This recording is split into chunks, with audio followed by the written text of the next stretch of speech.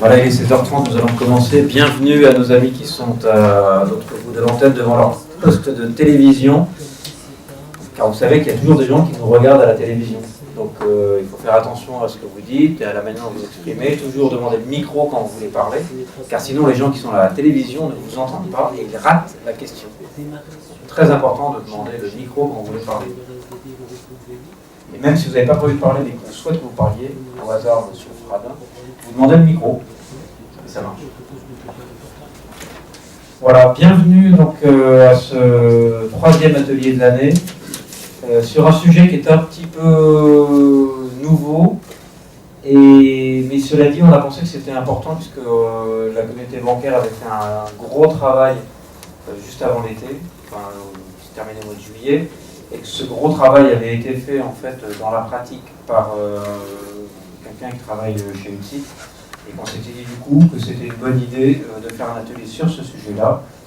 Et donc Bénédicte m'a dit qu'elle en rêvait et qu'elle n'attendait que l'atelier Universufnet, donc vraiment je suis ravi d'avoir choisi un sujet qui te convient. Voilà. Raphaël, des news de Swift ou... Donc vous savez comment marche Swift, il y a des cycles chez Swift, c'est un peu comme le keynote d'Apple. Et donc le prochain keynote de Swift aura lieu à Singapour dans un mois. Et donc pour la prochaine fois, on aura sûrement des choses à raconter en retour de ce keynote. Mais en attendant, toutes les nouvelles sont sous embargo. Et bien sûr, il y a des bruits qui courent, on parle de la nouvelle Swift Watch. Mais nous n'en parlerons pas ici, nous attendrons la fin du keynote. Voilà, et donc nous allons pouvoir entrer directement dans le vif du sujet. Donc aujourd'hui, nous parlons de la mobilité bancaire. Pour tous ceux qui ne savent pas ce qu'est la mobilité bancaire, il faut relire les lois Macron, Ecker, Hamon. Je pense que je n'ai oublié aucun des ministres concernés. Et voilà. Et donc, comme d'habitude, Marc, ça c'est la première fois que tu viens, donc je vais te présenter quand même à nos amis. Faut que je me lève alors. Tu te lèves, voilà. Donc Marc qui travaille chez UTSIT et qui a travaillé donc pour la FBF sur ce sujet, va être l'intervenant principal de cette partie mobilité bancaire. Et puis bien sûr, comme toujours, nous avons le choix de poser plein de questions différentes, celles que vous avez déjà préparées et celles que nous avons préparées pour vous. Et donc, qui ne concernent pas que la mobilité bancaire. Vous pouvez savoir où est-ce qu'on en est du CEPA et de ses derniers rebondissements avec Thierry et Jean-François, qui vous parlera du CAI, si vous le souhaitez. Alors le CAI, il y a un lien évidemment avec la mobilité bancaire, donc c'est pas tout à fait stupide d'en parler aujourd'hui. CAI qui ne veut plus dire Crédit Agricole Indo-Suez depuis que le mot a été repris, pour dire Change Account Identification. Et puis tout le reste concerne la mobilité bancaire. Voilà.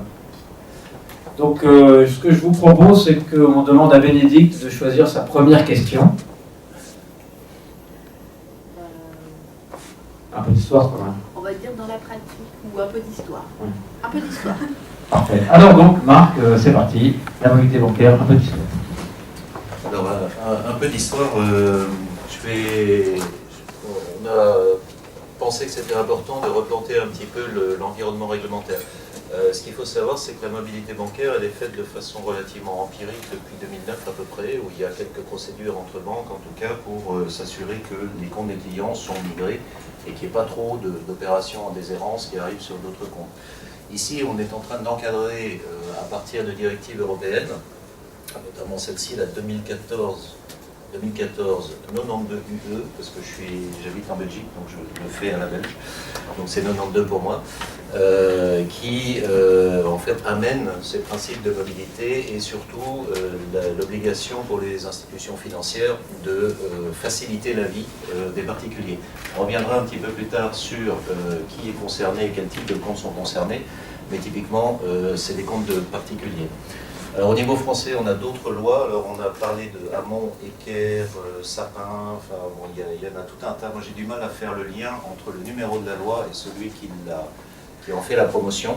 Donc je ne vais pas le faire ici. Il y a une loi française de 2014 qui est relative à la consommation. Donc le service d'aide à la mobilité bancaire est devenu obligatoire. Rapport Mercereau sur la portabilité du compte bancaire. Ça, c'était des vieux démons où on penser qu'on allait, en tant que particulier, emporter son numéro de compte et partir dans une autre banque. C'est pas réalisable, en tout cas. Et puis, le projet de loi sur la croissance, alors celle-là, je pense que c'est la loi Macron, sauf erreur. On fait un vote à main levée, ça doit être la loi Macron. Vous aurez probablement les slides disponibles, donc si vous voulez les détails, vous les aurez. Ce qu'il faut retenir de ça, c'est que c'est un environnement réglementé. Donc les institutions financières sont impliquées dans le processus. On n'a pas le choix en tant que banque, si vous voulez. Le service doit démarrer logiquement début 2017. Il y avait une attente sur un décret d'application de la loi Macron justement pour déterminer la date de démarrage, puisque souvent le décret d'application a une influence sur la date de démarrage du service. Ce sera début 2017, premier trimestre 2017, on ne sait pas exactement. Donc le CFONB s'est saisi du sujet, bien évidemment. Hervé a mentionné les travaux qu'on a fait au mois de juillet en support de la Fédération bancaire française. Je ne sais pas si vous savez comment ça fonctionne. Il y a la Fédération bancaire française et le bras de standardisation, c'est le CFONB. Okay. Donc le CFONB met en place les formats et la Fédération bancaire française les diffuse à ses adhérents. Donc il y a tout un tas d'échanges, on va revenir dessus un petit peu plus tard, je pense, si la question ressurgit. Et donc je vous expliquerai un petit peu ce qu'on a fait au niveau du CFONB et ce qui vous concerne vous en tant que remettant de moyens de paiement. Ce qu'on va essentiellement aborder aujourd'hui, c'est effectivement les relations entre la banque de l'émetteur et l'émetteur. Donc on verra sur le schéma un petit peu plus tard ce que ça veut dire pour vous et ce qu'il contient, ce que vous aurez comme information de la part de vos banques. Sur ce slide-là, il y a des questions, il y a des... J'ai pas été clair. C'est bien la loi Macron. On est d'accord. Bon, voilà, ça c'était le peu d'histoire, je pense. Le carré peu d'histoire.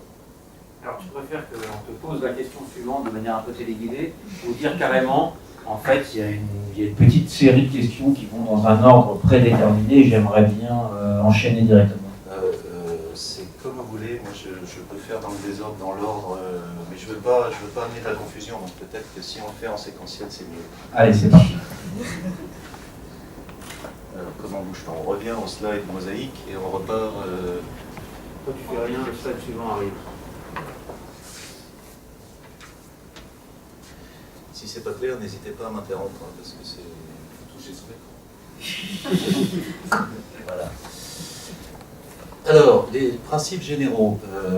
Il y avait eu un certain nombre de desiderata qui avaient été exprimés par le monde des entreprises au travers de la FDE, sauf erreur de ma part, qui disaient on n'a pas envie de changer les pratiques, donc essayez de rester dans des choses qu'on connaît déjà au niveau communication entre la banque et nous-mêmes sur des changements de coordonnées de compte, donc essayez de coller le plus possible à ce qui existe déjà. Ce qui existe déjà, on en parlera un petit peu plus tard, c'est le CAI. Et donc, ce qu'on a cherché à faire avec le CFONB et la Fédération bancaire française, c'est de reprendre la majorité des éléments du CAI. Pourquoi je dis la majorité? C'est parce que la législation nous impose des éléments complémentaires qui, aujourd'hui, ne sont pas présents dans le CAI.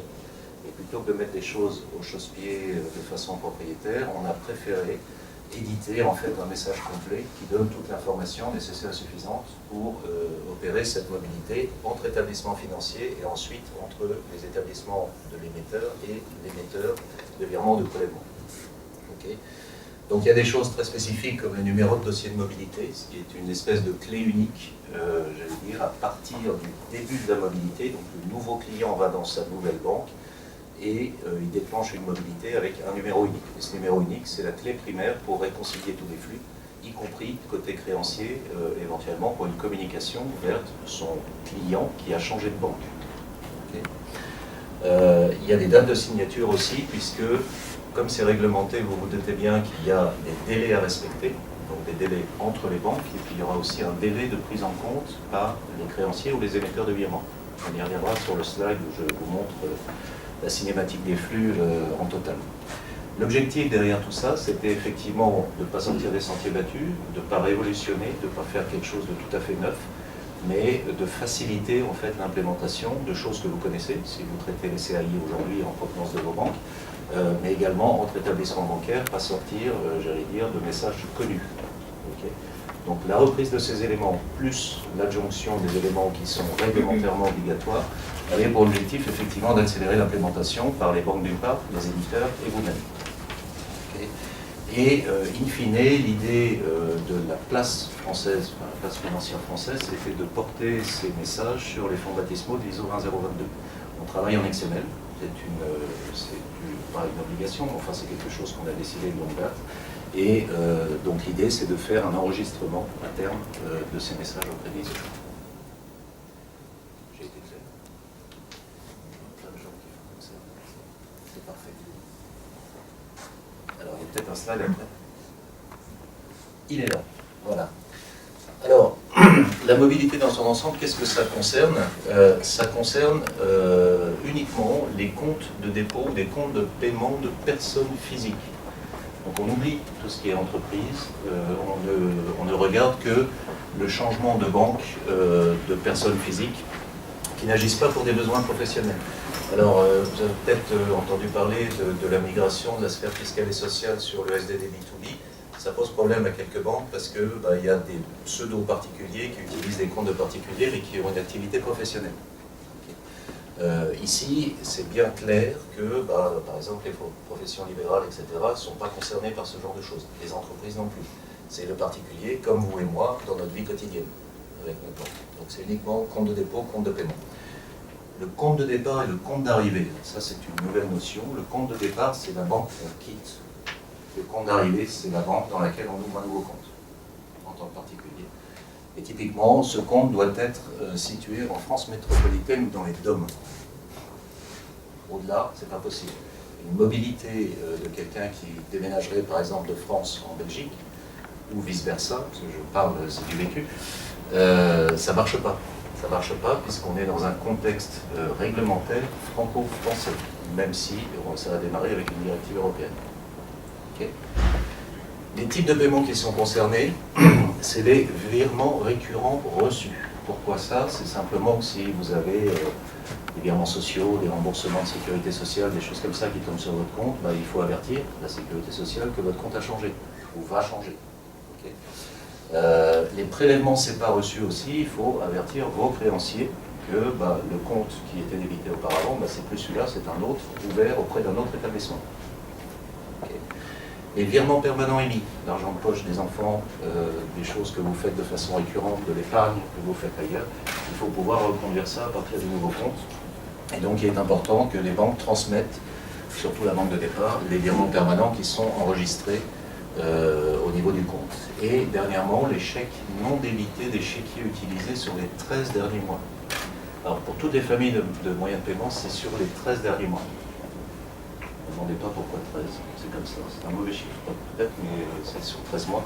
Et donc, il faut collecter toutes ces informations. Okay. Le point de départ de tout le processus, c'est la date de signature du mandat de mobilité. Donc, c'est typiquement la date d'ouverture du nouveau compte, grosso modo, dans la nouvelle banque. Le principe, c'est de faire du tout ou rien, c'est-à-dire qu'on va rechercher un historique de 13 mois, on va collecter toutes les opérations et on envoie tout à la nouvelle banque, en tant que banque de départ. Okay. On ne va pas choisir des choses qui sont récurrentes. Alors, qu'est-ce que c'est le récurrent dans une banque?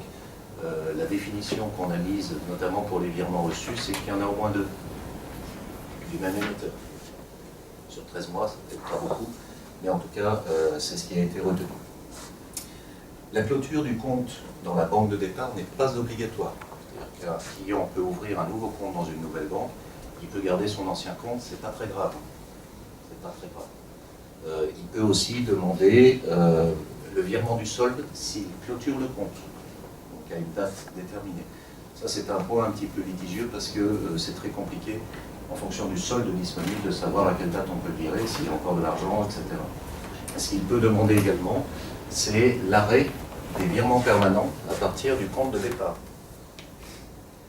Donc tout ça, c'est dans la réglementation, et tout ça, ça va se retrouver dans les messages, en tout cas, qu'on s'échange entre établissements financiers. Jusque-là, tout va bien? Oui. Dans les territorialité, vous avez transmétropolité légale. Je vous entends très faiblement. Dans la territorialité, oui. transmétropolité et DOM sont concernés. Non, on a besoin juste pour les gens qui sont à la télévision. Est-ce que les territoires d'outre-mer, Nouvelle-Calédonie, Wallis-et-Futuna, Polynésie française, sont concernés? Les DOM sont exclus. Donc la question était de savoir si les DOM sont en cible, enfin en tout cas dans le périmètre de la mobilité, les DOM sont en cible, les DOM ne sont pas en cible. Ils ne sont pas compris dans le périmètre. Vous avez une autre question? C'est parfait, j'ai dû être clair jusqu'à présent.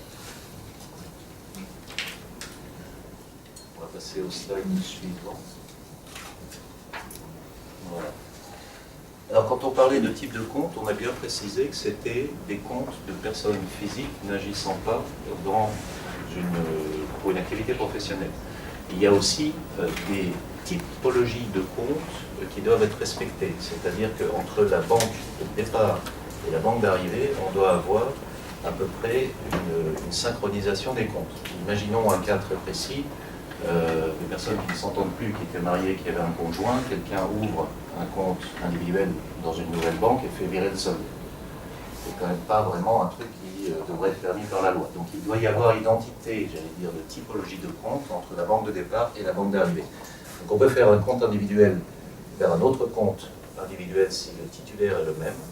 Donc c'est Monsieur Dupont ouvre un nouveau compte et il quitte une banque dans laquelle il y avait un compte ouvert au nom de Monsieur Dupont.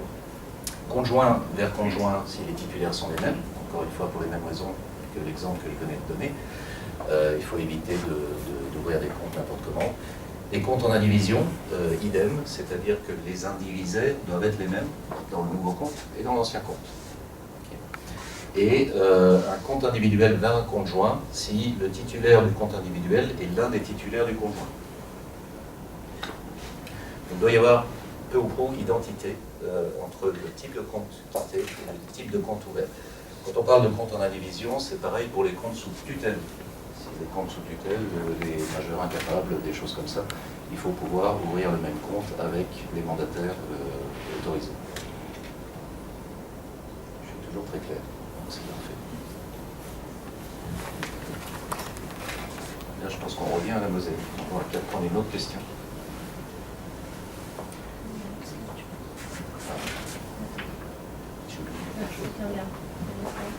Ah, on passe directement à la suite. Alors, je vous en ai parlé, je continue de vous en parler. Ça, c'est la cinématique des flux complète.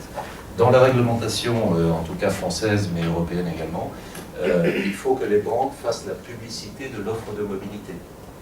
Donc, c'est pas seulement dire oui, c'est possible, mais il faut pousser un petit peu l'information vers le public, en tout cas vers les prospects, clients. Donc ça, c'est le point 0. Alors après, on va peut-être défiler un petit peu. On devrait arriver sur cette flèche-là, avec le point 1. On va y arriver. Bon. 1, 2, 3, voilà.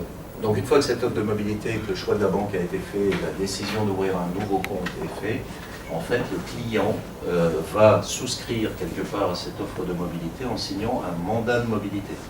On a parlé tout à l'heure de quelques éléments qui étaient obligatoires au sens réglementaire. La date de signature du mandat, c'est cette date-là, à cette date-là, qui va effectivement signer son mandat et signifier ses anciennes coordonnées de compte. Okay. Donc l'ancien compte, il est ici, dans l'établissement de départ. Le nouveau compte, il est ouvert auprès de l'établissement d'arrivée. Oui. Ce mandat de mobilité bancaire, il est... On a succès. Oui. Le mandat de mobilité bancaire, est-ce qu'il est normé comme le mandat de prélèvement? Alors, il n'est pas normé aujourd'hui. Je donnerai un mot là-dessus sur les travaux du CFONB versus le workflow total, et je reprends votre question à ce moment-là.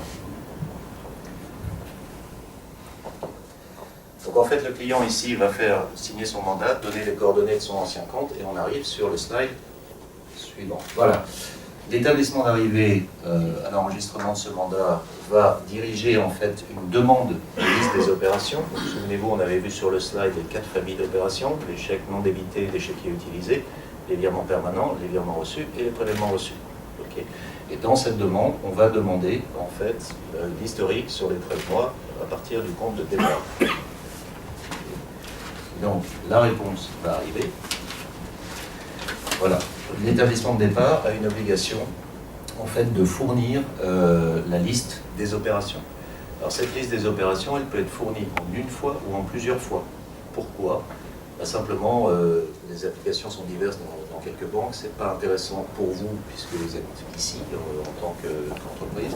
Mais typiquement, on peut y avoir plusieurs vagues, j'allais dire, d'informations revenant vers la banque d'arrivée. Au niveau des détails de délai, en fait, la banque d'arrivée a 2 jours ouvrés pour faire sa demande, à partir de la date de signature du mandat.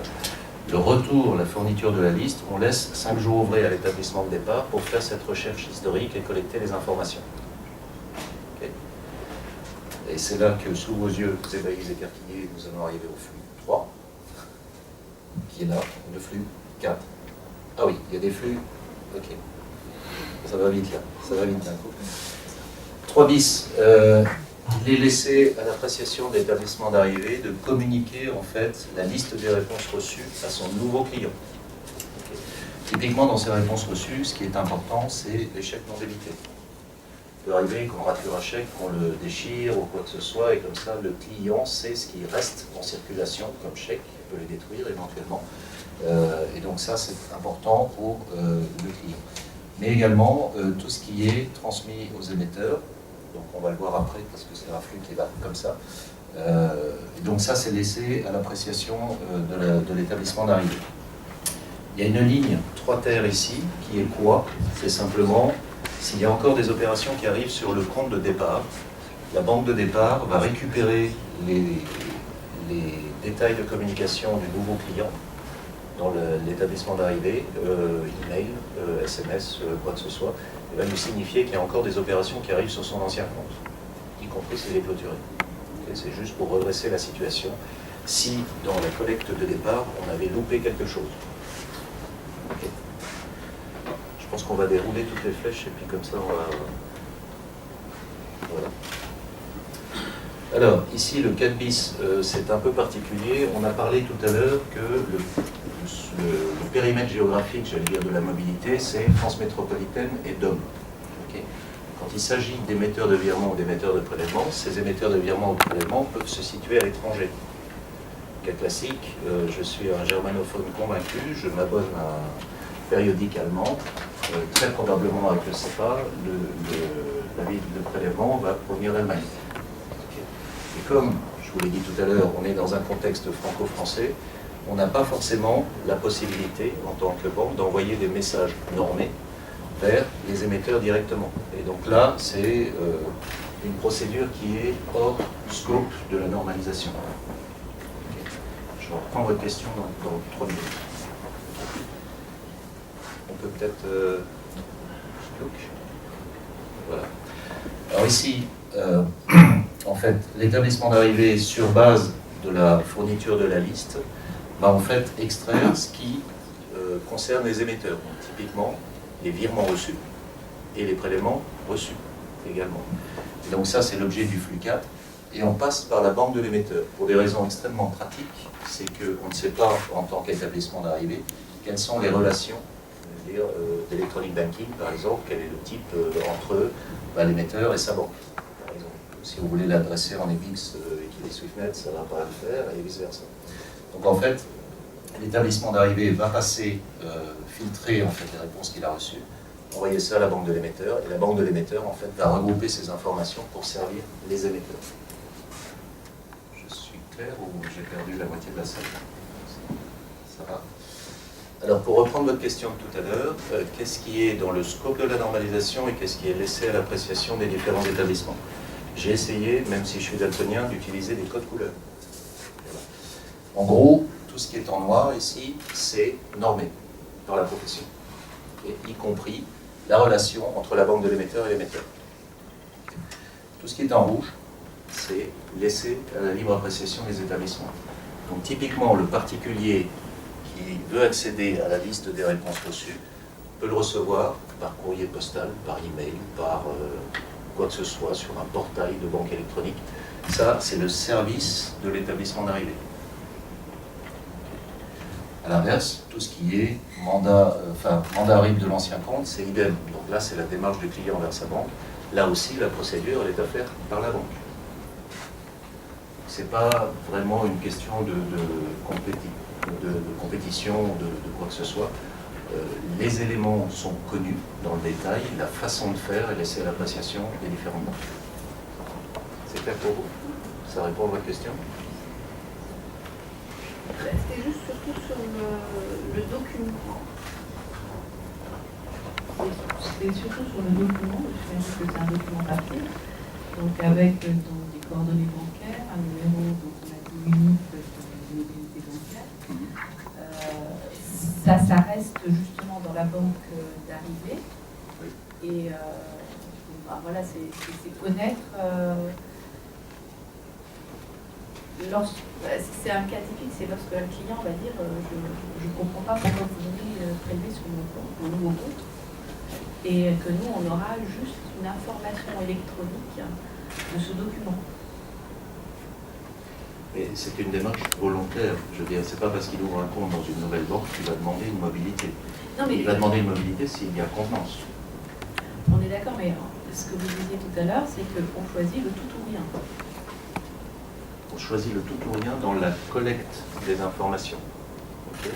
Après, si le client décide de ne pas reconduire à partir de son nouveau compte les virements permanents qui étaient enregistrés ici, c'est son problème avec sa banque d'arrivée. Et dans le cas des prélèvements? Dans le cas des prélèvements, on a une obligation d'avertir les émetteurs. Okay. Donc, moi, je me pose dans ce cas-là. J'ai un prélèvement sur un client, donc je change de banque. La banque d'arrivée m'envoie un document électronique de ces nouvelles coordonnées. Oui. Je n'ai pas de contact avec mon client qui vient me dire que je refuse le prélèvement que vous faites sur mon nouveau compte. Et vous venez de me rappeler qu'il vous manque une flèche encore. Voilà, donc il faut avancer. En principe, sur le cas précis du prélèvement, en fait, on a vu qu'il y avait des délais entre les banques pour se transmettre l'information. Donc 2 jours après la demande, 5 jours après la réception de la demande. Ici, on a délai étape 4 et 5. L'intégralité de ces 2 flux-là prennent jusqu'à 4 ou 5 jours. Okay. Et ce qu'il y a ici, et alors c'est un décret qui vient de sortir, sauf erreur, en mois d'août, ils l'ont passé un petit peu rapidement pendant les vacances. En fait, les émetteurs ont 10 jours ouvrés pour prendre en compte les nouvelles coordonnées. Okay. Ce qui permet, en principe, de préaviser son client débiteur en disant « j'ai bien enregistré les nouvelles coordonnées et c'est là-dessus que je vais vous débiter désormais ». Oui. C'est 10 jours ouvrés à partir du moment où l'émetteur a reçu l'information. Absolument. Absolument. Ouais, donc ce délai de 10 jours, effectivement, il court à partir de ce point-ci, à partir du moment où l'information a rejoint. Alors, au moment où on a fait ce slide, on n'avait pas encore les décrets d'application. Je pense qu'il est confirmé à 10 jours. Malheureusement, pas eu le temps de vérifier. Jusqu'à 20 jours jusqu'au 1er avril 2017. Voilà. Donc on vient de préciser que jusqu'au 1er avril 2017, on avait jusqu'à 20 jours en tant que créancier pour prendre, enfin créancier ou émetteur, pour prendre en compte les nouvelles coordonnées. Est-ce qu'il y avait encore des questions sur ce point-là? Oui. Je repose ma question, hein. C'est dans le cas où mon client est de mauvaise foi, me conteste son prélèvement sur ce nouveau compte, puisque je n'ai plus le mandat de prélèvement, je n'ai plus que votre numéro de mandat de virement, de mobilité bancaire. Qu'est-ce que je dois faire en tant qu'émetteur de prélèvement? Je dois indiquer à mon client ce numéro de mobilité bancaire, que lui ne connaît peut-être pas, je ne sais pas, ou je dois revenir vers vous en disant j'ai reçu un CAI avec ce numéro de mobilité bancaire, pouvez-vous m'envoyer le document? Non, parce qu'en principe, vous allez pouvoir continuer avec votre RUM actuel et votre ICS actuel à prélever sur ce compte-là. Il y aura un changement de numéro de compte, ça c'est clair. Donc il faudra mettre un amendment indicator dans le premier, pour le premier prélèvement qui partira. Et en principe, l'établissement d'arrivée aura repris en base, à l'appui du compte, les éléments des mandats. puisqu'en fait, la banque de départ va devoir transmettre tout ce qui est ICS, RUM, etc., date de signature du mandat. Donc en fait, dans la nouvelle banque d'arrivée, on va reproduire la situation qui perdurait dans l'ancienne. Uniquement s'il y a eu des opérations pendant les 13 mois précédents. S'il y a un temps de latence pendant un moment, effectivement, d'une part, vous ne serez pas informé, puisque si vous n'avez pas prélevé dans les 13 mois précédents, il n'y a aucune raison qu'on vous donne une information de changement. Et si un jour vous allez basculer une opération de SDD sur la banque de départ, très probablement cette banque de départ va vous le rejeter si le compte a été fermé, va le passer s'il y a encore la provision au compte, ce qui serait quand même surprenant, enfin, ça peut arriver aussi. Et donc par le rejet interbancaire, vous allez savoir que votre débiteur, il n'habite plus à la banque indiquée.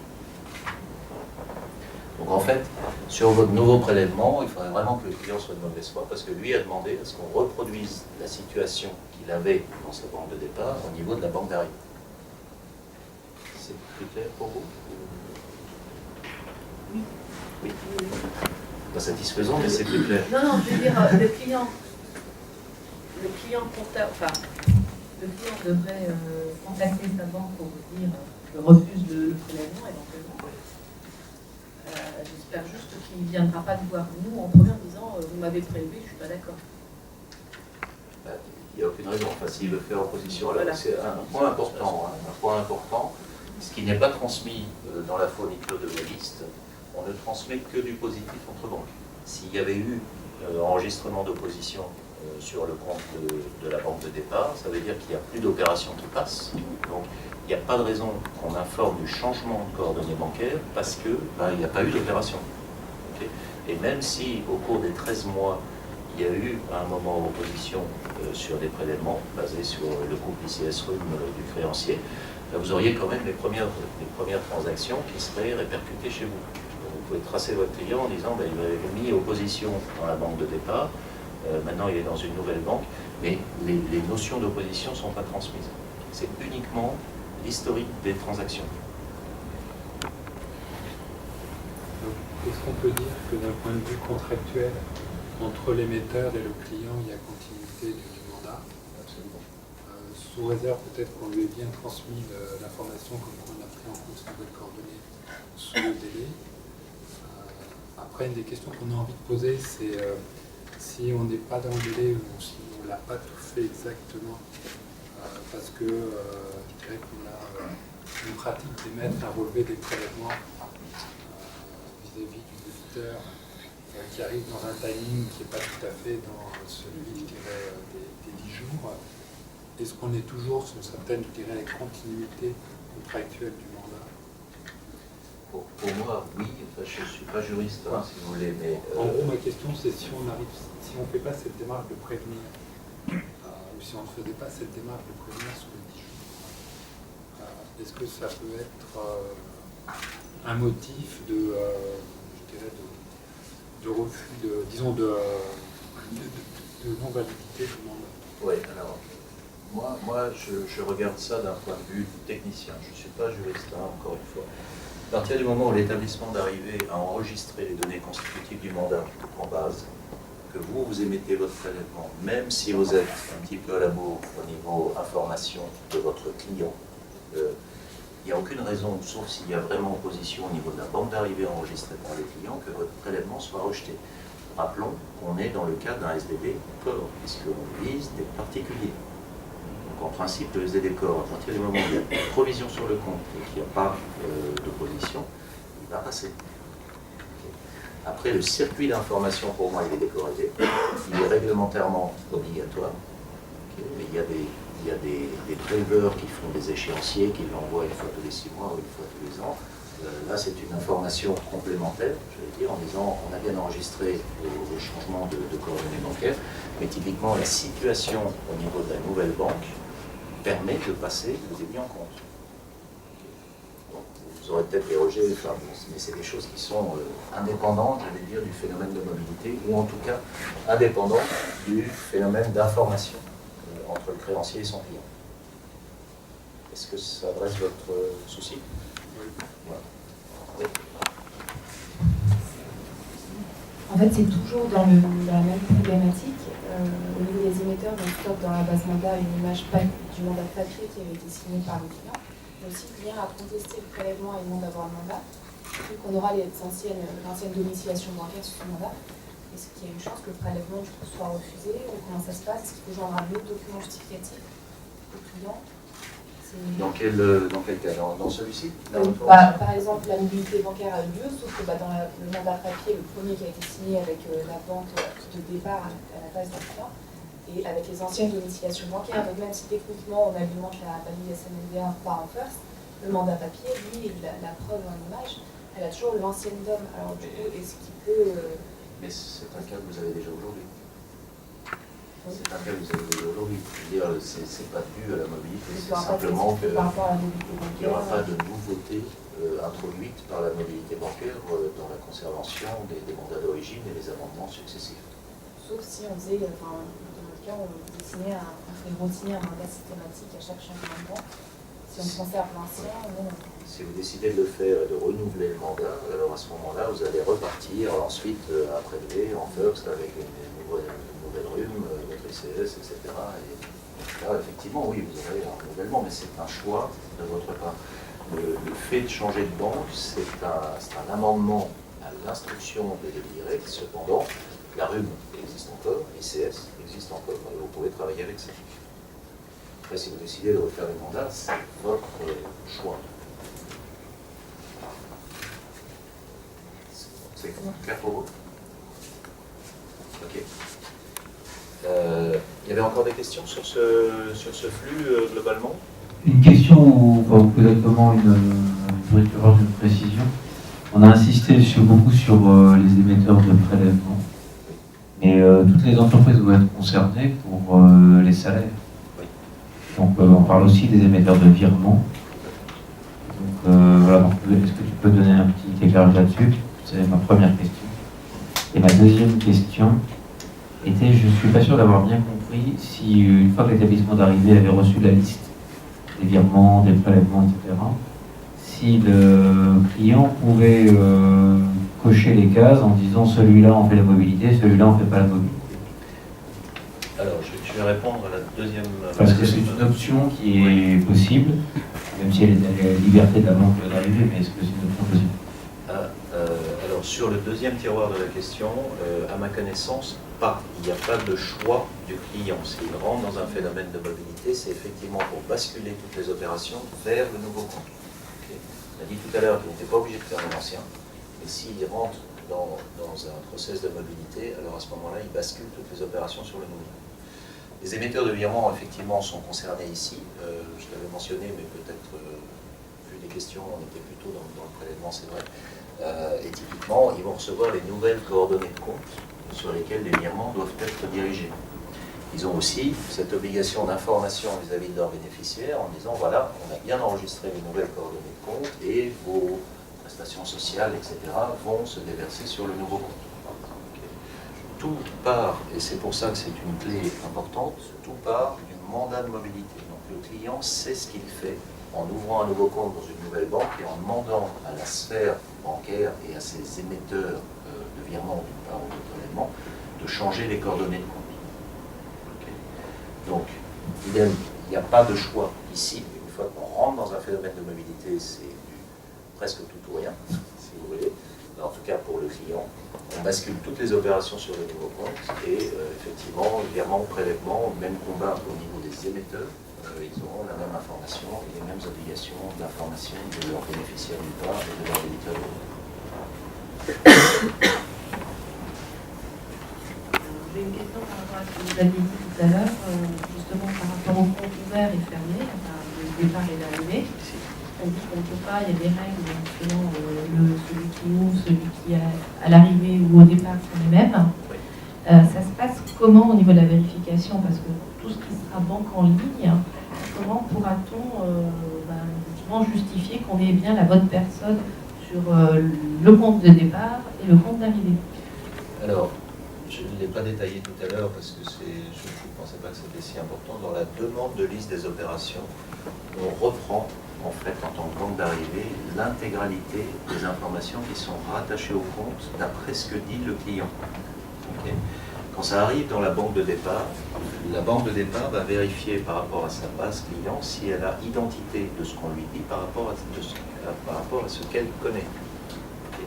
Si tel n'est pas le cas, le flux 3 ici est négatif, c'est-à-dire qu'on refuse la mobilité.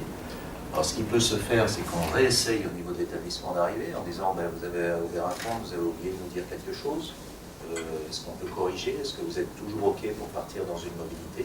Et si tel est le cas, et que le client souhaite effectivement redéclencher la mobilité parce qu'il avait oublié qu'il avait un mandataire sur le compte ou quelque chose comme ça, on repart en fait à zéro. C'est-à-dire qu'on ne fait pas une mise à jour de la mobilité qui avait été démarrée, on en fait une nouvelle. Okay, donc typiquement, quand il y a une demande ici et que la fourniture de la liste est négative parce que la vue de ce que donne le client et ce qui est connu par la banque de départ n'est pas la même chose, la mobilité s'arrête. Ce dossier de mobilité s'arrête. On peut en faire à nouveau. Parce que sinon, vous imaginez bien que les délais qui sont à courir par les banques, ça commence à devenir extrêmement compliqué. De se dire, ah oui, mais là, c'est une reprise d'un truc existant, on ne sait plus où on habite. Effectivement, il y a une répercussion aussi sur les émetteurs, puisque le client de bonne foi va dire, j'ai signé un mandat, mais ça a pris beaucoup plus de temps dans tout le circuit, et on m'informe un mois après qu'effectivement, on va me prélever sur mon nouveau compte. Ce sera un peu compliqué. Voilà. Si dans le schéma, l'information remonte de la banque de l'émetteur à l'émetteur par un flux de CAI. Comment ça se passe dans le cas où l'émetteur a choisi de ne pas mettre en place le flux de CAI?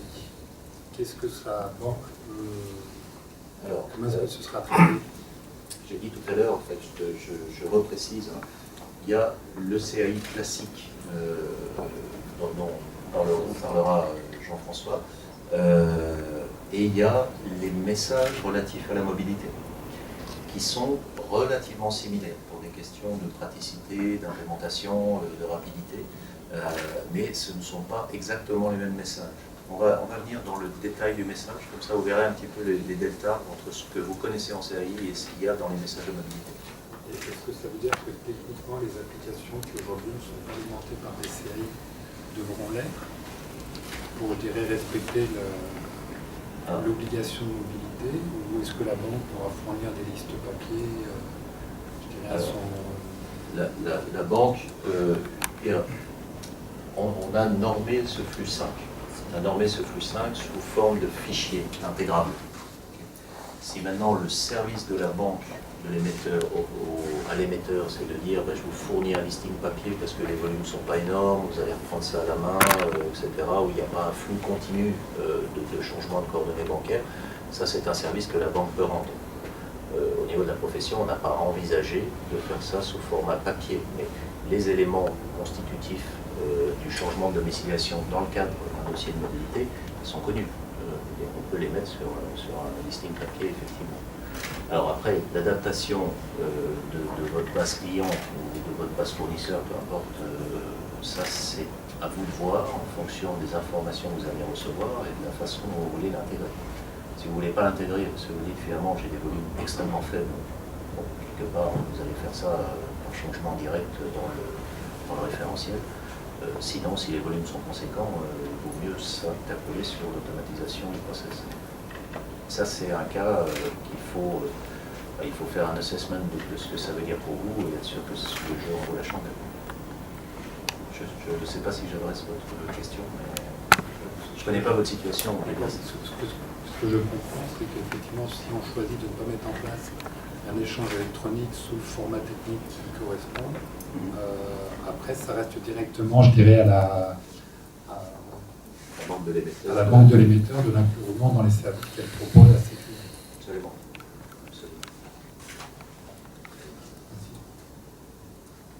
C'est un peu comme aujourd'hui où il y a des gens qui utilisent l'électronic banking pour saisir des virements dans un portail et d'autres qui font des fichiers parce qu'ils ont des volumes conséquents. C'est la même approche, j'allais dire, en termes d'implémentation, d'automatisation. Pas choix.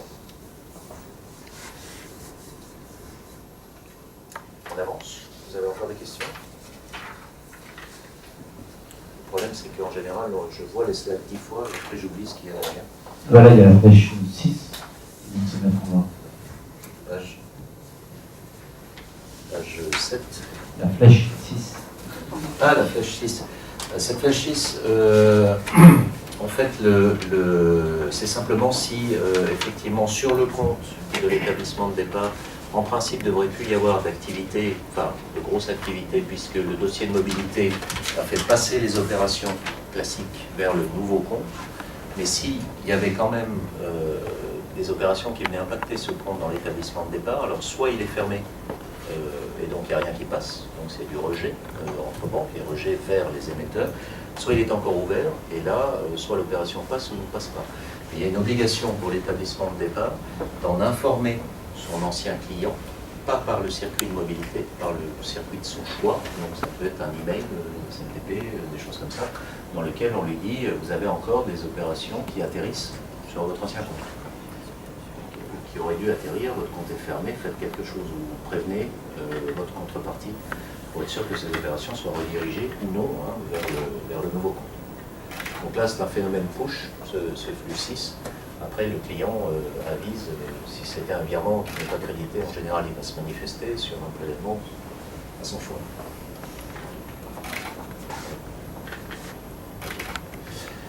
Alors, je parlais tout à l'heure de ce qui est noir et rouge sur les flèches. Donc, qu'est-ce qui a été normé au niveau de la profession bancaire? C'est les flèches qu'on a vues tout à l'heure. Donc, c'est typiquement la demande de liste d'opération. On avait vu que le mandat, etc., c'était entre le client et la banque d'arrivée. La demande de liste des opérations, la fourniture de la liste, donc c'est la flèche inverse. Et ensuite, le circuit entre la banque d'arrivée et la banque de l'émetteur, et entre la banque de l'émetteur et l'émetteur. Okay. Et typiquement, on a nommé les... On n'est pas très créatif dans les noms des messages ISO, enfin ISO-tables, comme on dit. On a un premier message qui s'appelle le Count Switching Request, mais celui qui vous concerne en tant qu'émetteur d'opérations bancaires, ça va être le Count Switching Forward. Donc les noms sont peut-être pas définitifs, donc ne vous accrochez pas à ça en disant ça y est, je sais ce que c'est. Les noms peuvent évoluer. Donc les autres flux sont hors scope des travaux du CFONB pour une belle raison, c'est que oui, si c'est de l'électronic banking, si c'est du face-à-face dans une agence bancaire, etc., c'est des choses qu'on ne peut pas vraiment faire pour les banques. Il y aura une procédure particulière à chaque banque pour accueillir les nouveaux clients. Donc ce qui vous concerne ici en tant qu'émetteur d'opération, c'est essentiellement ce flux 5. Alors, je vous rassure tout de suite, en fait, techniquement, la différence fondamentale, c'est qu'il y a un premier message qui concerne la demande de liste des opérations. Et pourquoi? C'est parce qu'on a dit qu'il fallait qu'il y ait identité entre le nouveau compte et l'ancien, pour que la banque de départ s'y retrouve. Donc on va lister dans ce flux-là, en fait, l'intégralité des personnes qui ont des pouvoirs sur le compte, soit titulaires, soit mandataires, etc. Okay. Ce qui n'est plus nécessaire dans la suite, puisqu'on va donner ici une liste d'opérations, okay, avec un compte, un ancien compte, nouveau compte.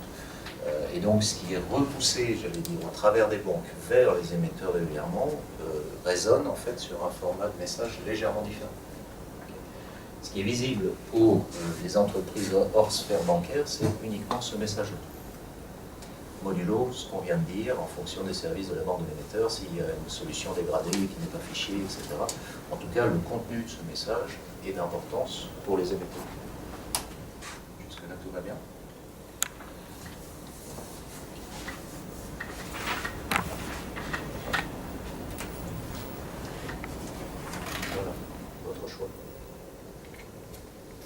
La question suivante. Une question sur la slide précédente. Oui, juste. C'est bien compliqué pour moi. Juste par rapport au flux d'information normé, est-ce que le flux d'information de l'émetteur vers son client, est-ce qu'il y a des obligations, une norme, ou est-ce qu'il sera... Il n'est pas normé pour deux raisons. Enfin, le contenu devra à minima dire, voilà, j'avais l'habitude de vous prélever ou de vous virer les fonds sur ce compte-là, et maintenant je vais utiliser celui-ci suite à votre demande que j'ai reçue par l'entremise de vos banques. Après, c'est format libre. Si vous souhaitez, il y a des créanciers qui ont des portails avec même des adresses email personnalisées pour leurs clients, etc. Donc la façon de pousser cette information est laissée à l'appréciation de l'émetteur. Je pensais plutôt au champ obligatoire dedans.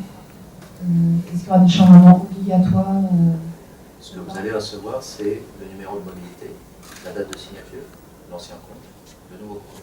Par exemple, est-ce que l'émetteur devra informer son client de la date du prochain prélèvement ou pas? Est-ce que c'est une information obligatoire ou pas? Ça, c'est à vous de voir.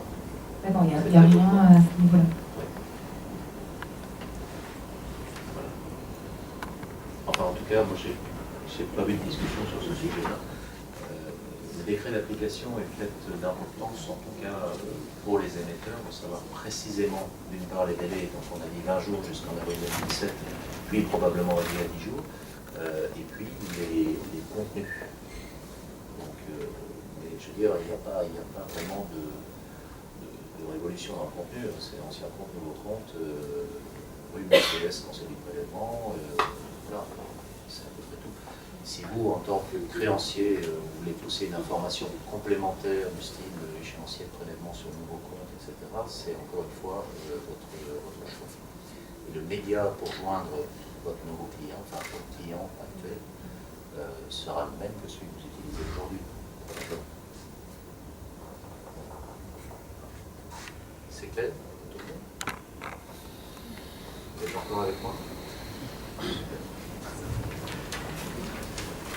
Alors la question suivante concernait dans la pratique comment ça se passe. Voilà.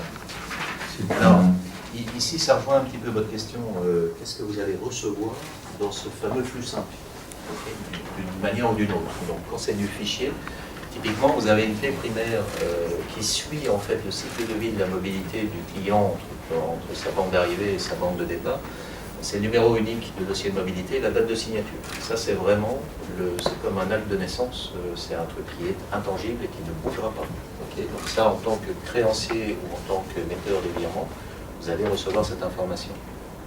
Information du créancier quand il s'agit, ici ce sont les prélèvements, vous avez le nom du créancier, le BIC de la banque émettrice, l'IBAN du créancier et son ICS, que du classique. Okay. Information sur le client, donc c'est le nom du client de l'établissement de départ, le BIC de l'ancienne banque, okay, et les nouvelles coordonnées dans la nouvelle banque. Quelqu'un qui s'appelait André Dupont, qui veut se faire appeler Dupont-André, ben, il s'appellera Dupont-André dans sa nouvelle banque. Donc, on va vérifier au niveau des banques les identités. Et ensuite, vous allez avoir les informations sur les opérations qui sont répétitives. Donc, vous allez avoir l'historique que la banque de départ a récupéré. Okay, donc, si vous êtes émetteur de prélèvement, sur les 13 mois passés, vous faites un prélèvement par mois, vous allez avoir 13 informations opérations. C'est comme ça. On pousse l'intégralité de l'information. Donc il y aura le type de SDD, la rue, bien évidemment, donc la référence unique de mandat, la référence de bout en bout, Antoine ID que vous-même avez mise dans le prélèvement, le motif de l'opération et le tiers créancier s'il y en a un. Sur les 13 derniers mois? Sur les 13 derniers mois. Comme ça, vous avez l'image complète. En fait, il n'y a pas de perte, si vous voulez. La banque de départ va donner tout ce qu'elle a sur les 13 derniers mois. Et vous allez recevoir exactement à l'identique ce qui a été trouvé sur les comptes de départ. Okay. Si on passe au slide suivant, alors on est sur les virements. Alors nous aurons une information en direct de Matignon, le contenu du décret. Dans le contenu du décret, je pense que ça va vous intéresser de savoir qu'effectivement, le cas échéant, il faut indiquer la date de la dernière opération sur l'ancien compte et la date de la prochaine opération sur la date de l'échéance suivante présentée sur le nouveau compte. Ça, c'est obligatoire. Ah, c'est obligatoire. Dans ce délai, l'émetteur de prélèvement informe le client de la prise en compte des coordonnées bancaires du nouveau compte, de la date, le cas échéant, de la dernière échéance présentée sur l'ancien compte et de la date de l'échéance suivante présentée sur le nouveau compte. Et dans le cas où au sein d'un même créancier, on ne peut pas la réponse, si le client a plusieurs mandats liés à plusieurs produits indépendants, est-ce qu'il faut dire qu'on va lui envoyer X courrier, ce qui du coup n'est pas tout à fait en accord avec le principe de... J'ai complètement oublié un truc, c'est moi qui tiens le micro, ça sert à rien. Donc je disais, dans le cas où un client a chez un créancier X produits qui donne lieu à X mandats, est-ce qu'il faudra lui envoyer X courrier avec X dates de prélèvement différents, auquel cas c'est pas un processus seulement simplifié pour le client, pour pas recevoir X courrier, ou est-ce que tout ça pourrait être simplifié, enfin regroupé sur un même courrier ou... Et encore une fois, à mon sens, c'est à votre main. C'est à votre main en tant que créancier. D'un point de vue réglementaire, c'est la mobilité concerne un mandat, un numéro de compte, un mandat, etc. Donc il faut communiquer sur ce mandat. Si on en a 10 à faire en même temps, je pense que dans le cas de la COP 21, on peut imaginer qu'on a le droit d'envoyer qu'un seul courrier.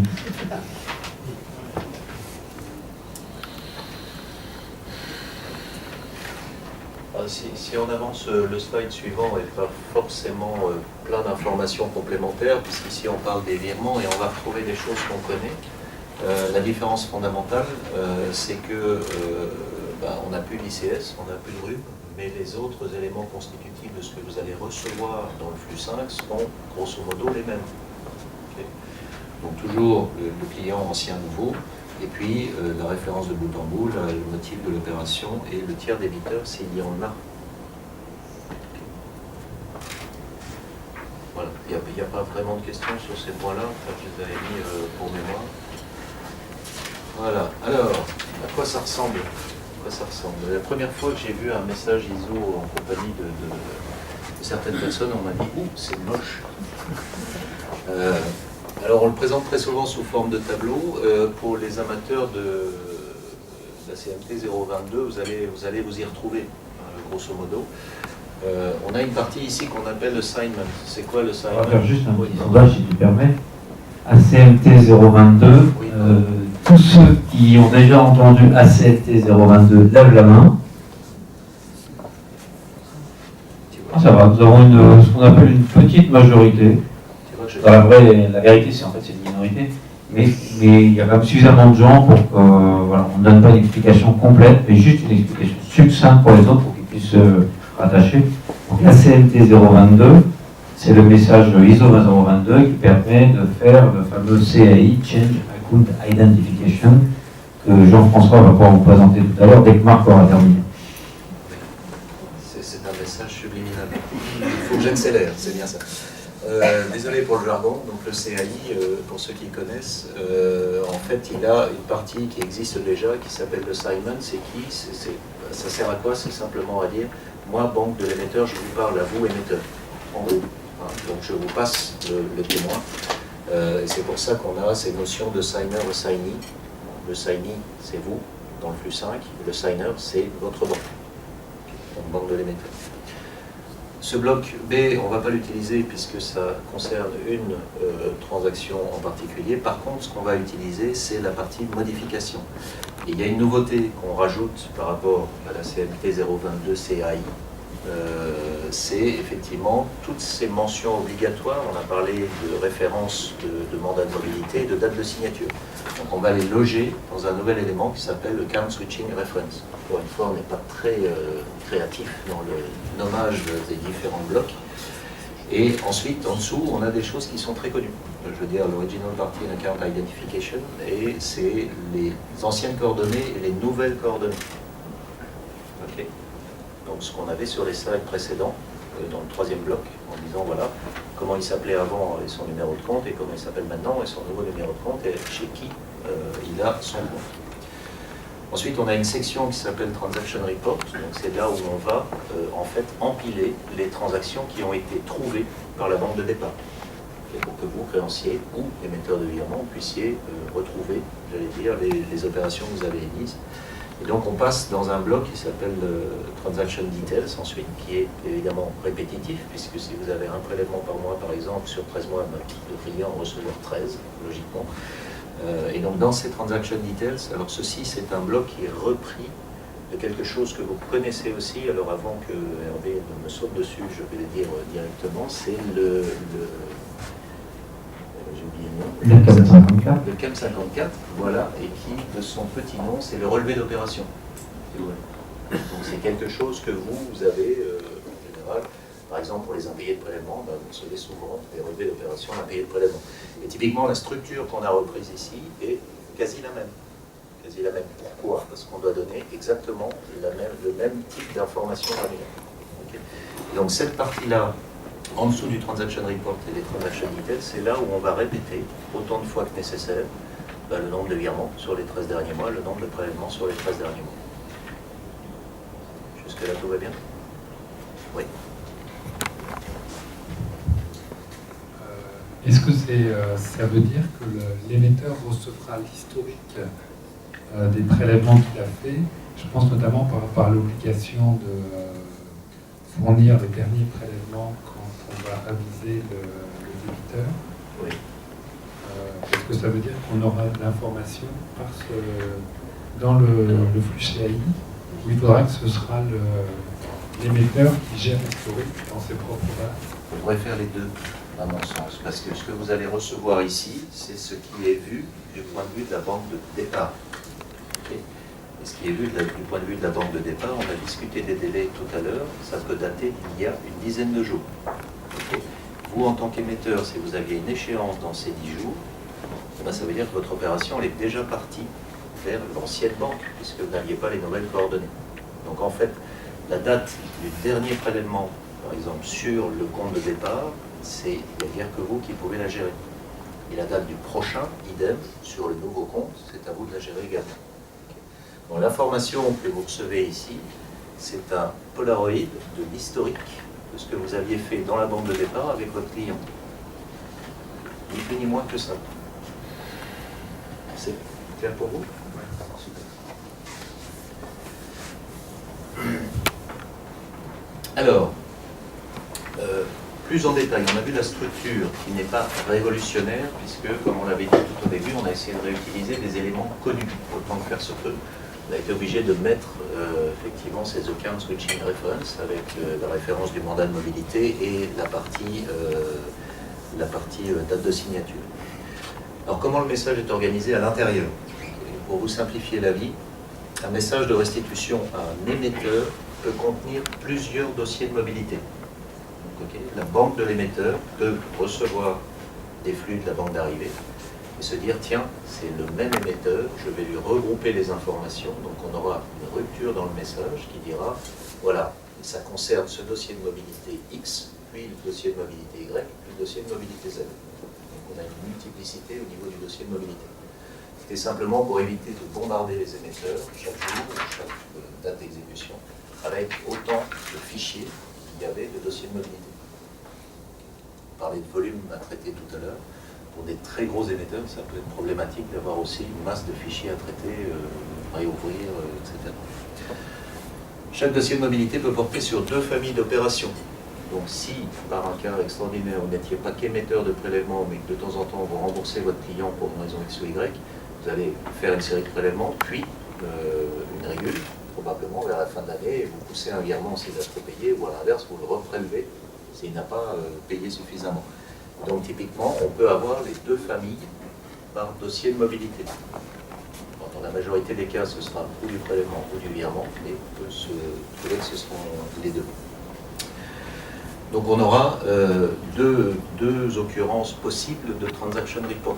Si vous reprenez la structure du message, on avait cette structure de transaction report et on peut la répéter si c'est nécessaire. Chaque dossier de mobilité est identifié par le numéro qui lui a été affecté par l'établissement d'arrivée. Alors je vois déjà votre question en disant est-ce que c'est normé, est-ce que c'est unique? Il y a beaucoup de discussions entre les banques pour se caler sur la façon de faire ce dossier de numéro de dossier de mobilité. Est-ce qu'on met un bout du BIC, est-ce qu'on met un identifiant d'établissement bancaire, puis un numéro séquentiel? La question n'est pas réglée, mais en principe, l'objectif c'est de le faire unique pour éviter que les émetteurs se retrouvent avec des dossiers de mobilité équivalents en disant c'est un quantième ou une date avec un numéro séquentiel derrière et pour moi c'est le même. Ils ne retrouvent pas en dessous. Donc tout ça c'est encore un petit peu en discussion, mais c'est il y a quelque part des détails. La date de signature est également présente et en fait, effectivement, ces 2 dernières informations, c'est la clé primaire pour réconcilier tous les flux, y compris entre banques et vers les émetteurs. Okay. Donc, les transactions, donc on a dit qu'on reprenait l'historique sur les 13 mois, sont présentes au niveau des transaction details. Donc, pour ceux qui ont des relevés d'opération, ça ressemble comme 2 gouttes d'eau à un relevé d'opération. Il est requis et répétitif, c'est-à-dire que s'il n'y a rien à vous dire, ben on ne vous dit rien. C'est aussi simple que ça. Si la banque de départ n'a rien trouvé sur les 13 mois vous concernant, ben vous n'allez pas recevoir de flux. C'est aussi simple que ça. Okay. Et il comporte pour chaque opération recensée, sur les 13 mois précédant la demande de mobilité. Donc les éléments qu'on a vus ici, qui étaient sur le slide précédent, donc le nom d'émetteur, l'IBAN BIC, ICS, RUM, si c'est du prélèvement, etc. Donc il n'y a rien de véritablement révolutionnaire là-dedans. Donc ici, on est obligé de croire la banque de départ pour faire cette recherche historique. Et en principe, avec les end-to-end ID, les ICS RUM, les coordonnées de l'ancienne banque, vous êtes capable de retomber sur votre bénéficiaire ou sur votre débiteur. Jusque-là, tout va bien. On arrive au bout, hein. On essaie d'avancer. La structure du message, on l'a vu, c'est juste pour ceux qui aiment bien la technique. C'est pas très sexy comme ça, j'aurais voulu le faire plus joli, mais j'ai pas pris le temps. On a dit dans le flux 5 qu'on avait un assignment, donc c'est votre banque qui est assigner et c'est vous qui êtes assigné, puisque le flux vient chez vous. On a un certain nombre de modifications. Pourquoi? Parce qu'on a dit qu'on pouvait faire une rupture sur le numéro de dossier de mobilité. On pouvait recevoir plusieurs dossiers de mobilité en même temps. En dessous de chaque, vous allez avoir un transaction report. Okay. Et ce transaction report, en fait, contiendra, lui, une répétition des transaction details. Jusque 13 en principe ou plus, ça dépend, ou beaucoup moins, si la relation ACC avec votre client ou quoi que ce soit. Typiquement, ça marche comme ça dans les messages ISO 20022, on emboîte en fait des niveaux de détail dans des niveaux plus génériques. Et c'est la façon logique de traiter le message. Il y a des questions à ce stade-ci? Ça va pas, c'est parfait. Hein. Moi, j'ai juste une question pour Jean-François. Quel est le lien avec le CAI? On a dit qu'il y en avait un, on a bien compris que les messages avaient été utilisés, etc. Mais j'ai une question plus importante. Peut-on rappeler globalement ce qu'est le CAI et le rapport avec CACIB? Bonjour à tous, donc, je suis François Hachel, on m'entend bien? Je sais pas si le micro est allumé.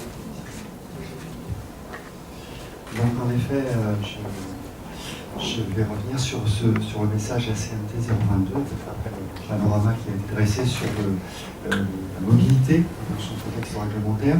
Moi, je vais revenir sur un message, sur le message qu'on appelle ACMT 022, qui existe déjà, qui est donc un message qui est déjà disponible chez CACIB et dans d'autres établissements, qui est donc le message qui vous permet d'être renseigné, d'être informé sur les modifications qui sont intervenues sur les comptes de vos contreparties.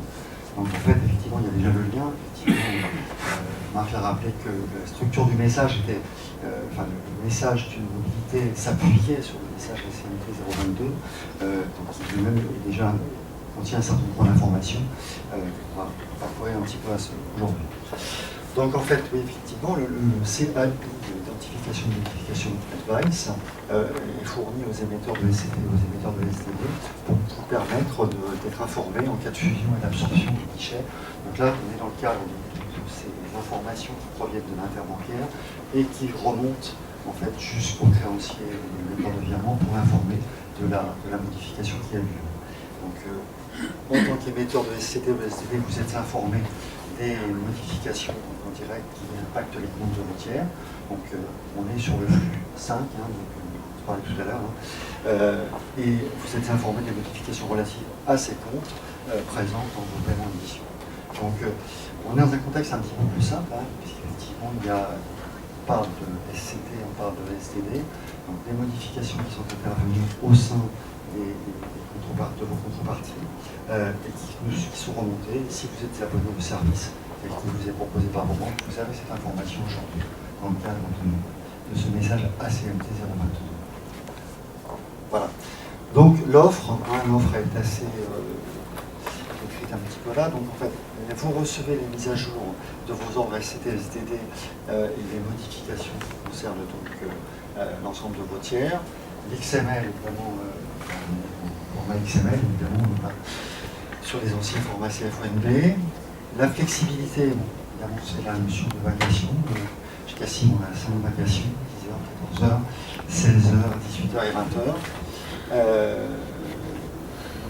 Le message ACMT que vous intégrez, alors on revient aux questions qui étaient posées tout à l'heure sur l'intégration. Effectivement, ça dépend plus haut, plus bas. Il faut que le micro reste collé au menton, même quand la tête bouge. Donc vous intégrez facilement et automatiquement vos rapports CAI au sein de vos systèmes afin de pouvoir grader vos bases de données. Vous avez donc votre base de données qui est à jour et vous utilisez bien évidemment le canal de communication qui est celui que vous utilisez aujourd'hui avec vos bandes sur Internet Cinex. Voilà. Donc en fait, on est revenu sur un message, c'est presque une petite page de pub que j'ai fait là, sur un message qui est le message CAI existant d'ores et déjà aujourd'hui, qui nous permet donc de modifier, de mettre d'abord vos bases à jour. Effectivement, dans le cadre de la mobilité, on sera dans un message plus complet avec des champs supplémentaires que vous aurez déjà connaissance de ce message. Et comme vous voyez sur ce petit schéma, effectivement, la vie est totalement différente avec les centres. Donc, je vous invite à vous rapprocher de vos conseillers pour vous abonner à ce service, si vous ne l'avez pas déjà. Voilà. Est-ce que vous avez des questions?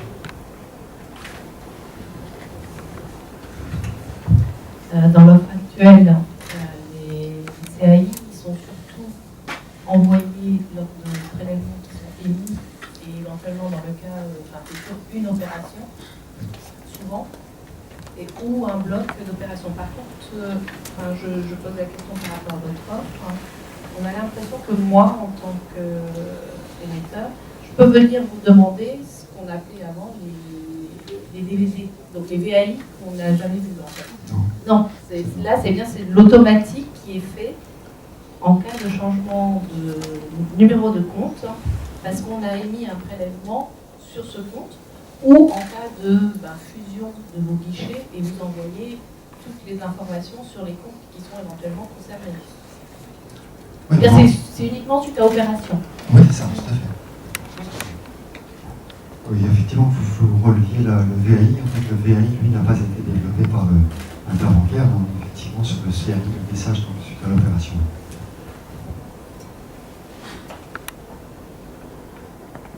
D'autres. J'ai moins de temps, effectivement. Je vais passer la parole à Thierry sur. Attends, on va savoir si quelqu'un lui pose la question. Il faut garder un peu de suspense. Donc on va revenir à notre mosaïque. Et je me demandais si quelqu'un était passionné par les derniers challenges du SEPA, et Harmonie m'a dit oui, ça m'intéresse. C'est ça. Merci Harmonie. Thierry. Bien, merci, bonjour. Alors moi je vais vous faire un peu voyager dans le merveilleux monde du SEPA, donc la partie, la zone euro et puis la zone non euro. Alors avant d'oublier, j'aimerais quand même vous parler un peu des toutes prochaines échéances en termes de versionning des robots. Alors le 22 novembre 2015, est-ce que ça vous dit quelque chose? Donc c'est la prise d'effet donc de la V8, donc de la V8 des robots, en particulier le SDD, avec le point le plus marquant, en fait c'est pas une révolution, mais c'est de la possibilité de multi-amendement au niveau des mandats, notamment en cas de fusion-absorption du créancier, et donc la possibilité d'amender par exemple à la fois le nom du créancier et le l'ICS, la RUM. Donc ça c'est le point un peu clé de cette nouvelle version des robots. Et après la V8, on aura la V9 évidemment. Donc la V9, elle a été publiée en début d'année, si je me souviens bien, et elle entrera en vigueur en novembre 2016. Alors là, ça va changer assez profondément, puisqu'on passera à J-1, comme le SDD, donc la présentation sera à J-1, comme pour le SDD B2B. Et en fait, c'est l'option Core One qui va, on en parlera tout à l'heure, dans le cadre des AOS, on verra tout à l'heure, qui va s'appliquer donc pour le SDD Core. Donc voilà, c'était une petite parenthèse sur le versionning des robots, qui est donc avec ce novembre 2015, cette toute prochaine échéance. L'échéance suivante, c'est février 2016, et c'est la fin des des fameuses dérogations, des waivers. Donc 5 types de dérogations donc, dans le cadre de l'article 16 du règlement 260. La première, alors, concerne, donc là on voyage un peu, on ne va pas rester centré sur l'hexagone parce qu'on n'est pas toujours concerné. L'utilisation de formats autres que le XML pour les échanges client-banque. Vous savez que depuis la NDAI, donc c'est une obligation pour les flux échangés en mode groupé, fichier, sauf pour les 3, 4, 5, 6, 7 pays qui ont demandé cette dérogation. Donc en Espagne, en Italie notamment, en Espagne, les anciens formats perdurent toujours dans la partie client-banque, mais sont, si je puis dire, séparisés par la banque pour évidemment être échangés en interbancaire sous forme de paiement SEPA. Donc 1er février 2016, c'est fini, tous ces pays seront dans le même moule que les autres. Deuxième waiver, donc c'est Liban Only. Donc vous savez qu'aujourd'hui, toutes les banques se doivent pour les flux domestiques d'accepter Liban seul et devront l'accepter pour les flux cross-border, les flux pan-européens à compter de février. Donc il y a une exemption pour les 5 pays, donc Irlande, Portugal, Grèce, Chypre, Malte, qui peuvent continuer donc à exiger le BIC en plus de l'IBAN de la part de leurs émetteurs. Produisième waiver, alors les fameux produits de niche, dont ça a été défini il y a déjà fort longtemps comme des produits qui représentaient moins de 10% des produits spécifiques qui représentaient moins de 10% du volume de transactions domestiques. En France, vous connaissez le type et le TEP. On en avait parlé lors d'un précédent atelier. Donc là aussi, le type et le TEP, bon, mais ça sera terminé et les grands créanciers donc, ont déjà entamé leur migration. En termes d'update, là-dessus, on peut parler de l'URSSAF, je crois, qui a un peu décalé c'est ça, de mois, je crois. En fait, oui, l'URSSAF avait prévu d'envoyer ses premières opérations SDD-B2B aux alentours du mois de septembre, donc la semaine prochaine, grosso modo, et ils ont décalé d'1 mois. Donc, pour les prélèvements URSSAF, il faudra parier que les premières opérations SDD-B2B seront débitées sur les comptes des redevables, on peut dire, aux alentours du mois d'octobre 2015. Merci. Donc les autres produits de niche, donc en Espagne il y a une forme de direct debit, en Italie des prélèvements spécifiques, alors soit pour les opérations financières, soit pour des paiements à montant fixe prédéterminé. Bon, je ne vais pas rentrer dans le détail, mais tout ça va devoir s'arrêter là aussi au 1er février. On a des paiements un petit peu atypiques en Allemagne et en Autriche, donc ce sont des paiements par carte qui se dénouent sous forme de direct debit. Alors ça s'appelle l'ELV, l'électronische, je vais essayer, l'électronische Lastschriftverfahren. C'est ça? Voilà, donc ça c'est un paiement typiquement allemand qui va se transformer soit en paiement par carte, soit en paiement par direct debit à partir de février. Et puis donc des services de conversion, BEBAN vers IBAN assurés par la banque, donc qui là devront également s'arrêter à cette date. Donc ça c'est la fin des waivers, des transitional provisions. Et on arrive à la date ultime, si je puis dire, donc la end date pour les pays SEPA non euros. Alors ça veut dire quoi? Mais ça veut dire tout simplement que par exemple les PSP du UK, par exemple, devront s'adosser également aux exigences de l'article 16, enfin plutôt des articles 3, 4 et 5, au plus tard le 31 octobre 2016. Ça veut dire que tous les prestataires, dont les banques, les PSP de ces pays non euros, devront être, s'ils émettent déjà des paiements en euros, c'est pas toujours le cas, mais c'est plus souvent le cas, mais ils devront être reachable, donc reachable sur un scheme. Veiller à ce que le scheme sur lequel ils sont reachable, est interopérable avec les autres schemes des autres pays. Donc, à minima, ça veut dire être sur l'ABE, qui est le seul, à ce jour, système vraiment commun à tous nos pays CEPA.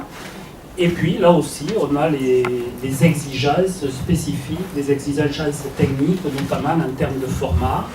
C'est-à-dire que le UK, bon, l'équivalent du CFMB 320 UK, je ne sais plus comment il s'appelle, il devrait être abandonné pour les opérations en mode fichier et remplacé par le SCT ou par le SDT. Voilà, donc ça c'est important, c'était vraiment un gros chantier sur ces pays. Et on pourra dire donc au 31 octobre 2016, on sera vraiment dans le mode full CEPA. Alors full CEPA, je dirais pas tout à fait malheureusement. Slide suivant. Ici Oui, Cognac. s'il y a une question, oui. Ici Cognac, nous avons une question d'un auditeur. Pour la migration ELV en Allemagne, avez-vous des informations sur le format CEPA Cards Clearing? Ah, ça c'est la super question. C'est-à-dire Je peux me renseigner, oui. Oui. Donc Olivier qui nous écoutait, merci d'ailleurs de nous écouter, de nous regarder, de nous suivre fidèlement. Et donc pour la réponse à cette question, un message en direct vous sera envoyé par Thierry Nespoulos, thierry.nespoulos@ca-cib.com. Avec l'appui de Nadine qui m'aidera à dépouiller la doc du ZKA, c'est l'organisme normalisateur allemand. Ok. Alors oui, je disais que le petit monde merveilleux du CEPA, malheureusement, on n'est pas tout à fait arrivé, parce que malgré les règlements, malgré les NDATE, malgré les schemes pan-européens, il va toujours rester des spécificités nationales, c'est-à-dire des services complémentaires qui viendront en plus des schemes européens. Alors ces services, on les appelle communément les AOS, Additional Optional Services, on peut dire aussi les VAS, Value Added Services. Certains d'entre eux font l'objet d'une publication à l'EPC, donc vous les voyez vraiment détaillés sur le site de l'EPC. Et puis d'autres, ce sont des services plus restreints au niveau d'un club de banque, voire au niveau même, on peut même parler de VAS, pour un service propre à une banque ou à un groupe bancaire.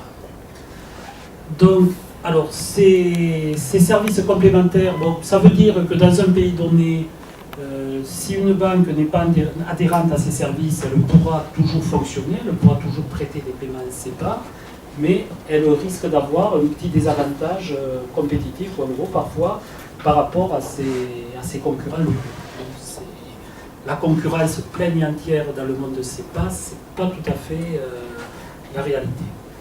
Alors, quelques exemples d'AOS. La Belgique, c'est l'OGM VCS. Alors, je n'ai pas retenu, alors OGM, je sais que c'est en flamand et puis VCS en français. Oui, c'est les organismes génétiquement modifiés. Ah non, c'est pas ça. Et ben, je ne sais plus ce que c'est. Alors, VCS, c'est Viremag, je me souviens plus, c'est S, c'est structuré. En fait, les Belges utilisent... Communication structurée. Communication structurée, voilà. Donc, les Belges utilisent la balise remittance, pas toujours, mais dans beaucoup de cas, à des fins de réconciliation. Ils utilisent la balise Remittance Information en mode structuré pour véhiculer donc une chaîne de 12 caractères avec une clé de contrôle qui était déjà traditionnellement utilisée dans les anciens formats pour des fins de réconciliation. Voilà, et donc c'est un AOS qui va perdurer et voilà, nous, CACIB, jusqu'à présent, on ne s'était pas trop intéressé à cette balise et on est en train de faire en sorte qu'elle soit opérationnelle, notamment pour nos clients en Belgique. En Italie, alors là c'est un peu plus complexe, c'est le CEDA. Alors ça c'est un mécanisme de contrôle entre la banque, entre le créancier, le débiteur, via des banques, pour s'assurer donc de la bonne cohérence des données du mandat et pour être sûr que le débiteur donnera son accord pour être débité. Donc là aussi, c'est un ancien service national qui a été mis à la sauce CEPA, et c'est un service relativement complexe à mettre en œuvre. Bon, rapidement, la Grèce, donc là, le CSM grec, donc DIAS, accepte l'alphabet grec, ce qui n'est pas du tout le cas au niveau du standard CEPA, puisque c'est l'alphabet latin, avec possibilité néanmoins pour les banques entre elles de se mettre d'accord pour des caractères supplémentaires. Et puis voilà, et puis le Corwan. Alors le Corwan, c'est un peu, je ne vais pas dire qu'il est mort-né, mais c'est plutôt l'inverse en fait. Le Corwan, c'était jusqu'à présent un AOS en Autriche, Espagne et Allemagne, et le Corwan va devenir la norme, donc comme je l'ai dit tout à l'heure, dans le cadre du groupe V9 en novembre 2016.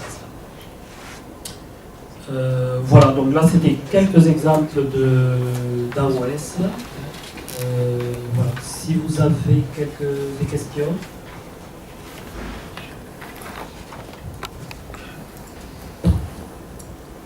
Eh bien, c'est la fin quasiment de notre émission, quasiment. On a une dernière question. Alors, est-ce que c'est une question très compliquée ou c'est une question assez simple? Non, c'est assez simple.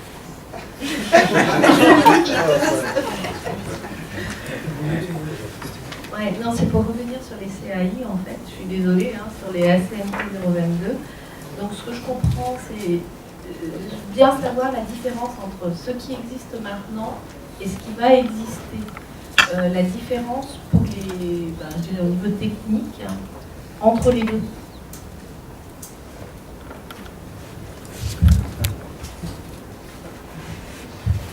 C'est-à-dire en fait, je veux dire, entre le message existant aujourd'hui, que vous pouvez récupérer, et celui qui sera disponible dans le cadre du message qui implémentera les informations à la mobilité. Voilà, le cas où il y a juste un numéro de banque, un numéro de compte qui change dans la même banque, c'est bon. Et là, c'est une nouvelle banque qui arrive.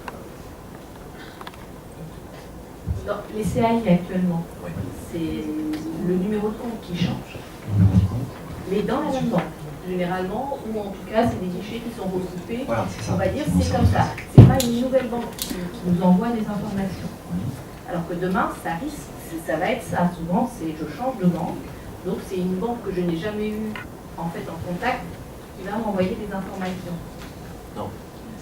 Non, c'est pas une banque tout à fait étrangère, puisque c'est votre banque par laquelle vous passez vos opérations qui va vous parler. Ce qu'on a bien, c'est la banque de l'émetteur. Oui, mais dans le... La différence fondamentale, si vous voulez, le CAI, c'est effectivement quelque chose qui est une réaction à une transaction que vous-même avez envoyée sur des coordonnées qui ne sont plus exactes, puisque le client a délibérément changé de compte au sein du même établissement, avec une renumération du numéro de compte. Le principe de mobilité, ce n'est pas relatif à votre activité transaction. C'est simplement le client qui va vous signaler via le circuit bancaire que lui a changé de banque et que désormais il faudra prélever ailleurs. Si vous voulez, quelque part, le CAI ne sert à rien si le client clôture son compte d'un côté et en ouvre un autre de l'autre et ne vous dit rien. Parce que quand il aura clôturé son compte, vous allez vous prendre un rejet, puisqu'il n'y a pas moyen de passer le délai au compte du client quand le compte est clôturé.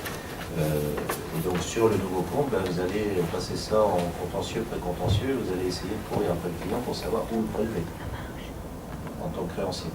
Et donc, quelque part, le CAI, lui, c'est vraiment une réponse à une transaction qui n'a pas été au bout, ou qui a été au bout, parce qu'il y a un chaînage de comptes au sein de la banque. Donc vous êtes quand même crédité, mais on vous signale une nouvelle coordonnée. La mobilité, c'est pas lié aux transactions, c'est simplement le client qui a changé de droit. Et cette information, vous le recevez via vos partenaires bancaires habituels. C'est-à-dire que dans le compte émetteur du créancier, on va déterminer quel est l'établissement financier qui doit vous parler. Si vous passez au prélèvement par CACIB, forcément vous recevrez l'information de la mobilité via CACIB. Voilà, il est 18h pile, vous savez ce que c'est, le direct, etc. On est obligé absolument d'arrêter l'émission. Fort heureusement, malheureusement pour ceux qui nous suivent à la télévision et fort heureusement pour vous, on peut prolonger la discussion autour d'un petit verre qui va être servi comme d'habitude. Donc voilà, je voudrais remercier particulièrement Marc. C'est la première fois que Marc vient parler à un atelier divers Net. Et merci beaucoup Marc pour cette prestation de grande qualité.